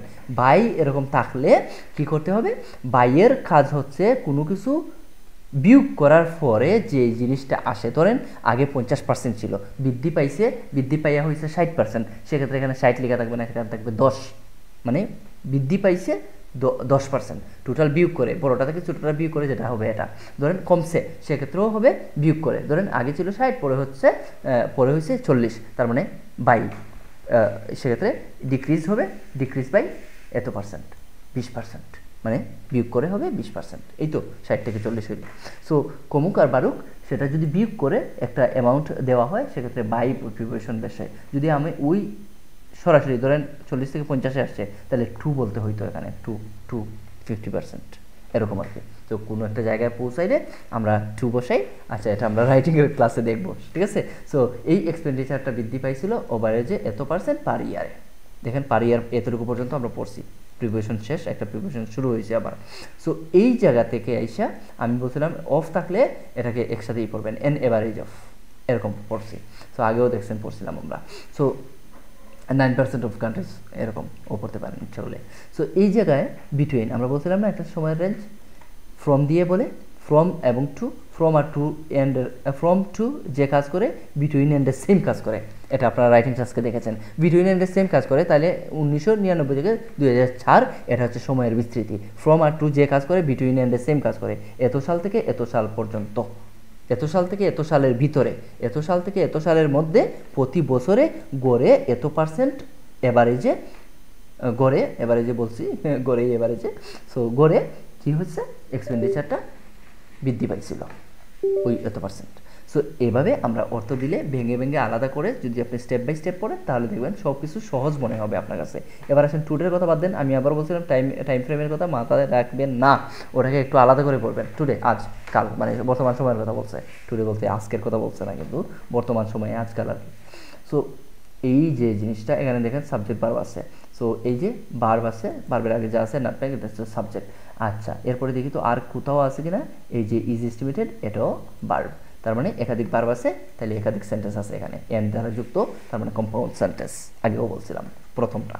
সো নাটমেগ জন্মেছে, নাটমেগে জন্মায় না, কারণ এটা পেসিভ ভয়েস, ইজ ভার্বের পরে ভার্বের পাস্ট পার্টিসিপল, গ্রোর পাস্ট পার্টিসিপল গ্রোন। তো নাটমেগকে জন্মানো হয় ইন্দোনেশিয়াতে, মানে নাটমেগ উৎপাদিত হয় আর কি ইন্দোনেশিয়ায়, ওই যে জায়গা, ইনের পরে জায়গা বসছে, এই জায়গাতে, এই জায়গাতে এবং এই জায়গাতে, আরও আছে এই জায়গাতে, কমা দিয়ে দিয়ে বলছে এই জায়গাতে, এবং দিয়ে শেষেরটা বলবে, এন্ড দিয়ে শেষেরটা বলে। আমরা বলছিলাম না একই জাতীয় ওয়ার্ডগুলা, প্যারালেলিজমের নিয়ম অনুসারে একই জাতীয় ওয়ার্ডগুলো কমা কমা কমা কমা দিয়ে যুক্ত হয় এবং শেষেরটার আগে এন্ড বসে, দুইটা হইলে প্রথমটাতেই এন্ড হয়ে যেত। সো এই দেশগুলোতে জন্মায়, নাটমেগ জন্মায়। প্রথম একটা স্টেপে পড়লাম আমরা প্রথম ক্লজটা, পরের ক্লজটা পড়বো এন্ডের পরে যেটা আছে, এন্ডের পরে যেটা আছে এইটা। আচ্ছা, যেহেতু আমার ল্যাপটপের ব্যাটারি লো হয়ে গেছে, আমি 13-র পর থেকে পরের দিন ভিডিওটা দেব, আজকে এটা শেষ করে দিই। দেখেন, আর যদি অফ হয়ে যায় তাহলে এখানেই শেষ, পরে আবার 12 থেকে এক্সপ্লেন করব। সো দেখেন, ওয়ার্ল্ড নাটমেগ, হ্যাঁ, ওয়ার্ল্ড নাটমেগ প্রোডাকশন, এই প্রোডাকশনটা হচ্ছে আমার মেইন সাবজেক্ট ওয়ার্ড। তো পুরোটাই সাবজেক্ট, আসলে ওয়ার্ল্ড নাটমেগ প্রোডাকশন হচ্ছে আমার সাবজেক্ট। তো আমি যদি একেবারে মেন ওয়ার্ডটা ধরি, এটা হচ্ছে প্রোডাকশনের কথা বলতেছে, তাহলে ওই যে নাটমেগের প্রোডাকশন বিশ্বব্যাপী। তো প্রোডাকশনকে এস্টিমেটেড করা হয়, কয়হারকে যুক্ত করা মানে পেসিভ আছে। তো প্রোডাকশনকে এস্টিমেটেড করা হয়, মানে অনুমান করা হয় আর কি, এরকম যে টু অ্যাভারেজে এত থেকে এতর মধ্যে এত টনস প্রতি বছরে হবে। তাইলে এই যে প্রোডাকশনটা আছে, এই প্রোডাকশন মানে উৎপাদনটা হবে আনুমানিক এভারেজে 10 থেকে 12,000 টনের মধ্যে প্রতি বছরে। রেঞ্জটা বুঝতে পারছেন, এখানে কিন্তু সংখ্যা দিয়ে রেঞ্জ বুঝাইছে। এন্ড আর বিটুইনের কথা আগে বলছি না, বিটুইন এন্ড থাকতে সময়ের রেঞ্জ হইতে পারে, টাইমের জায়গার রেঞ্জ হইতে পারে, মানে বিস্তৃতি হইতে পারে, যে কোনো সংখ্যারও বিস্তৃতি হইতে পারে, এই সংখ্যা থেকে এই সংখ্যা, ঠিক আছে। তাহলে 10,000 থেকে 12,000 টন প্রতি বছরে এভারেজে এস্টিমেট করা হয়েছে যে প্রোডাকশন হইব, উৎপাদন হতে পারে, মানে ভবিষ্যতের একটা অনুমান করা হয় এত থেকে এত টনস হবে। সো এই যে বিষয়গুলো আমরা দেখলাম, আরও অনেক কথাবার্তা আছে, আমি আরও একটা ভিডিওতে বলি, এক ভিডিওতে সব কথা বললে হয়তো আপনারাও বোর হয়ে যাবেন। সো এই জিনিসটাকে আপনারা একটু আঁকড়ে ধরার চেষ্টা করেন, যে কোন জায়গা থেকে কোন জায়গা পর্যন্ত পড়তে হয়, এবং ভার্বগুলোকে চেনার চেষ্টা করেন। ভার্বের লিস্ট আছে, ভার্বের গ্রামার বই থেকে ভার্বের লিস্ট পড়েন। আপনারা সলভ নিয়ে মাথা ঘামাবেন না, শুধু স্কিল বাড়ান 5 দিন 10 দিন 15 দিন পরে শুধু এগুলোই করেন, দেখবেন আগের যেটা হয়তো এর চাইতে বেশি হচ্ছে এখন। আমি স্কিল নিয়ে কাজ করি, আপনারা স্কিলের অনেক ভিডিও পাবেন, আস্তে আস্তে আমি সবগুলো দেবো। এরপরে আমি অবশ্যই সলভ নিয়ে আসবো, সলভে গেলেও আরও ম্যাজিক দেখাবো ইনশাল্লাহ, সেক্ষেত্রে আপনাদের আরও উপকৃত হবেন। তবে প্রথম দিকে আপনারা এগুলো নিয়ে কাজ করেন, এগুলো যত বেশি কাজ করবেন তত বেশি উপকৃত হবেন। সো দেখেন আমি অনেক ক্যামব্রিজের অনেক জায়গা থেকে আমি এগুলো নিয়ে আসছি। এই যে এটা 13 থেকে ছিল, এটা 13 থেকে ছিল, 17 থেকে 16 থেকে, ক্যামব্রিজ 15 থেকে ছিল আমার কথাবার্তা। সো এই কথাবার্তাগুলোকে আপনারা ট্রাই করেন নিজের মতো করে প্র্যাকটিস করতে। দেখেন কত লম্বা সেন্টেন্স, আসলে আসল কথা কোথায়? আসল কথা হচ্ছে নাটমেগ ইজ গ্রোন কোথায় জন্মায়? এই দেশে। এরপরে দেখেন আসল কথা কোথায়? ওয়ার্ল্ড নাটমেগ প্রোডাকশন যেটা, এটা অনুমান করা হয়। কত অনুমান? এই যে এত থেকে এতর মধ্যে প্রতি বছরে। শেষ, আলাদা করে পড়বেন, তখন দেখবেন সহজ মনে হচ্ছে। এখন কথাগুলো শুনে মনে হচ্ছে না একেবারে সহজ কথাটা, আমার মতো করে চিন্তা করলে। সো এভাবে নিজে এক সময় চিন্তা করতে পারবেন। এই যে এটা এই ট্যুরিজম এক্সপেন্ডিচার এত পার্সেন্ট বাড়ছে প্রতি ইয়ারে, শেষ এত সালের মধ্যে। এরপরে দেখেন ট্যুরিজম মেকআপ করে গ্রস ডোমেস্টিক প্রোডাক্টের এত পার্সেন্ট, আর ওইটা হচ্ছে সবচেয়ে লার্জেস্ট বড়, সবচেয়ে বড়, শেষ। নিউজিল্যান্ডের ছোটো দেশ, এরকম কিছু একটা। এরপরে এই জায়গায় পড়ছিলাম তাসমিন, এই যে এই জায়গাটা আমি আসলে স্কিপ করে গেছিলাম। দেখেন অলসো নন অ্যাজ তাসমিনিয়ান টাইগার, এটা তো ওই তাসমিনিয়ান টাইগার সম্পর্কে এক্সট্রা ইনফরমেশন দিছে। হ্যাঁ, ওই যে এই থাইলাসিন সম্পর্কে এক্সট্রা এসে, ধরেন আমি থাইলাসিন বললাম, থাইলাসিন ওয়াজ এ মার্সুপিয়াল, থাইলাসিন ছিল একটা মার্সুপিয়াল। তো মার্সুপিয়াল ওটা কী নামে অলসো পরিচিত? নন এজ বা কোল্ড এজ বলে না, কোল্ড হইলে এজ বলে না, কোল্ড বলে অথবা নন এজ বলে। সো একটা প্যাসেজে কোল্ড থাকলে নন ইয়াতে গিয়া প্রশ্নে গিয়া নন থাকে, নন এজ থাকে, নন এজ প্রশ্ন থাকলে এখানে কোল্ড থাকে, এরকম আর কি। তো নন এজ আর কোল্ড সেম সিনোনিম আর কি, মাথায় রাখবেন। সো কোল্ড কী বলে ডাকা হয়তো? তাসমানিয়ান টাইগার নামে পরিচিত, নন এজ মানে পরিচিত, তাহলে এ নামে পরিচিত আর কি। তো এরপরে দেখেন এটা নির্মাণ করা হয়েছিল এই লেভেলে, কী ব্যবহার করিয়া? এইটা ব্যবহার করিয়া, ওইটাকে আবার চিনা হয় ওই আগের মতো নন এজের কভারটা বুঝবেন, এটা এই কভার কার্টেন কভার নামে পরিচিত। সো আবার এটা দেখেন আমরা মাঝখানে কথা বাদ দিয়ে দিলাম, তারপরে এরা ইনভেস্ট করছিল বা বিনিয়োগ করছিল এত লাখ একটা স্কিমে, ইন দ্য স্কিমটিতে। তো এর আগে স্কিমের কথা বার্তা আছে। সো এরপরে দেখেন এগুলো নিয়ে আমরা কথা বলছি, এবং ফ্রম এবং টু দিয়ে রেঞ্জ বোঝাইছি, বিটুইন এবং এন দিয়েও রেঞ্জ বোঝায়। আমরা সময়ের রেঞ্জ, টাইমের রেঞ্জ, বা টাইমের সময় এক জিনিস, প্লেসের রেঞ্জ অথবা কোনো সংখ্যার রেঞ্জ হইতে পারে। সো আশা করছি আমার কথাবার্তা আপনারা একেবারে ক্রিস্টাল ক্লিয়ার বুঝছেন। যদি বুঝে থাকেন অবশ্যই আমাকে কমেন্ট করে জানাবেন যে এইটুকু পর্যন্ত আমরা বুঝছি। পরবর্তীতে আরও ভিডিও অ্যাডভান্স কথাবার্তা নিয়ে আমি হাজির হব। আপনারা দেখলেন প্রিপোজিশনের কত সুন্দর সুন্দর ব্যবহার আছে। অফ এর অর্থ দিবেন এর, তাহলে পিছন থেকে অর্থ দিয়ে আসবেন টানেল কনস্ট্রাকশন এর একটা দ্বিতীয় পদ্ধতি।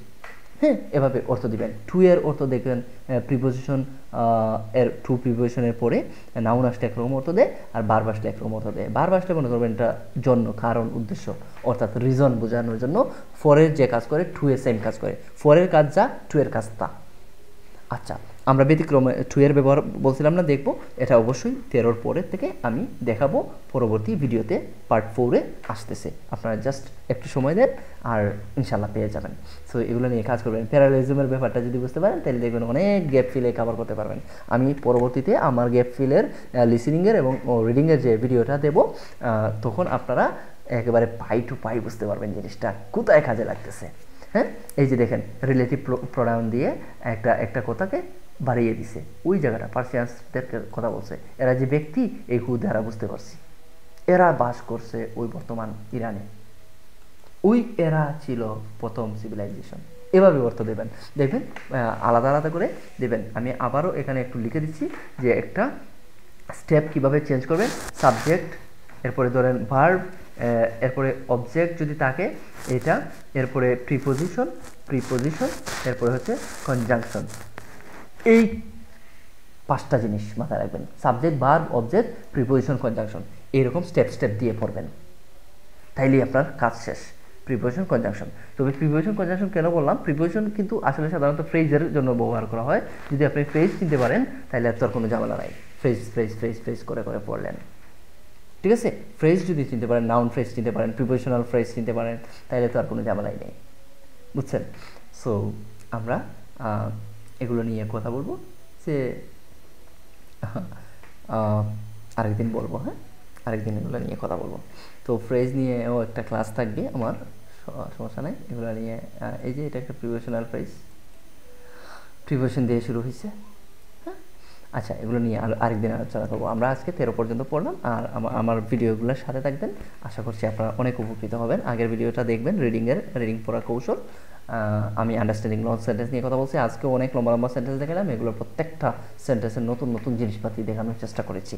আরও আছে সামনে, সেগুলো নিয়ে আলোচনা করবো। প্রয়োজনে আরেকটা পেসিভের ভিডিও দেবো, যেটা কেমব্রিজ থেকে পেসিভের ইয়েগুলো আসে, কেমব্রিজের লং লং সেন্টেন্সের পেসিভটা দেখাবো। আর আমার পেসিভের ক্লাসটা অবশ্যই দেখে নেবেন, টেন্সের ক্লাসটা দেখতে পারেন, তাহলে আর আপনাদের এই সমস্ত বিষয়ে আর খুব একটা ঝামেলা হবে না যে পেসিভের অর্থ কীভাবে দিতে হয়।